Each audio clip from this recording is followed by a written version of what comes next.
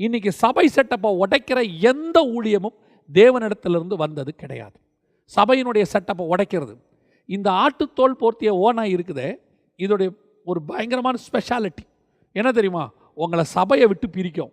சபையை விட்டு பிரிக்கிற எந்த ஊழியமும் தேவனிடத்திலிருந்து வந்ததே கிடையாது. அது பார்க்கறதுக்கு ஸ்பிரிச்சுவலாக இருக்கும். அல்லேலூயா, பிரைஸ் தி லார்ட். ஏன் ப்ராஃபஸி கூட சொல்லும். ஏன்னா அதுக்கு பேரே கள்ள தீர்க்கதரிசி. அது சொல்கிறதுல 10ல் 2 நடக்கும், 8 நடக்கும். இவங்க 10ல் 8 நடந்தால் அவர் தீர்க்கதரிசி கிடையாது. 10ல் 10 நடக்கணும், அவர் தான் தீர்க்கதரிசி. இன்றைக்கி நீங்கள் அங்கே தான் மிஸ்டேக் பண்ணுறீங்க. குறி சொல்லுகிறவர்களுக்கும் தீர்க்கதரிசிகளுக்கும் என்ன வித்தியாசம்? குறி சொல்லுகிறவன் 10 சொல்லுவான், 2 நடக்கும், 3 நடக்கும், 4 நடக்கும், 9 நடக்கும். ஆனால் 1 நடக்காது. நடக்கவில்லை என்றால் அது கர்த்தரிடத்திலிருந்து வந்தது அல்ல. ஆனால் தீர்க்கதரிசி என்றால் கர்த்தரிடத்தில் வந்தவன் என்று சொன்னால், கர்த்தர் சொன்ன வார்த்தையாகிலும் வார்த்தையின் உறுப்பாகிலும் உறுப்பின் ஒரு எழுத்தாகிலும் ஒழிந்து போகாது. இன்றைக்கி கடைசி காலத்தில் இந்த மாதிரி ஆட்டுத்தோல் போர்த்திய ஓநாய்கள் உங்களை பட்சிக்க வருகிறார். இவங்க பண்ணுற முதல் வேலையே என்ன பண்ணுவாங்கன்னா, உங்களை சபையை விட்டு பிரிப்பாங்க. தங்கள் தக்க வைத்துக் கொள்வார்கள், தாங்கள் அவர்கள் தொடர்பிலே வைத்துக் கொள்வார்கள். அவங்களுடைய ஆவிக்குரிய வாழ்க்கைக்கு நான் தான் பொறுப்புன்ற மாதிரி உருவாக்கிடுவாங்க, மாயையை உருவாக்கிடுவாங்க. உங்களுக்கும் ஒரு ஸ்பெஷல் கேர் எடுக்கிற ஆள் வந்தார்னு நீங்கள் நினச்சிப்பீங்க. நீங்கள் அப்படி தான் நினச்சிப்பீங்க. நமக்கு எதாக இருந்தாலும் இவர் இருக்கிறார், இவருக்கு ஃபோன் பண்ணலாம், இவர் நமக்கு நல்ல நகவடிங்க. ஒரு ஆலோசனைக்கு ஒரு ஊழியக்காரனை கேட்கறது தவறே கிடையாது.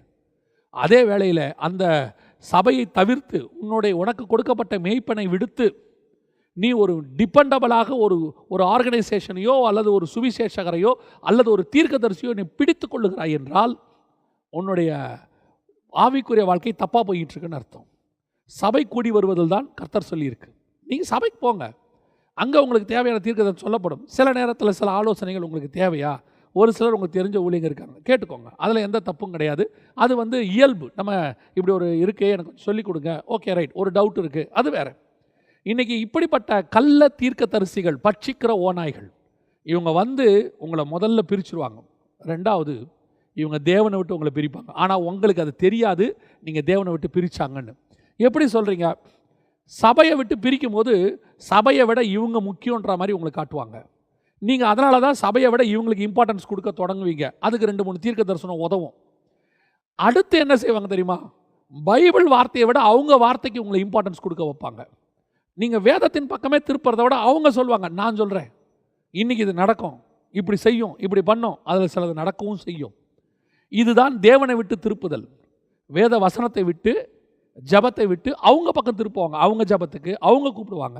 நான் சொல்கிறேன் செய்யுங்க, நான் பண்ணுறேன், நான் சொல்கிறேன் உங்களுக்கு இது செய்யுங்க, கரெக்டாக நடக்குமா நடக்காதா பாருங்கள். இல்லை, உங்களை தேவன் பக்கம் திருப்புறவன் தான் ஊழியக்காரன். தன் பக்கம் திருப்புறவன் ஊழியக்காரன் அல்ல.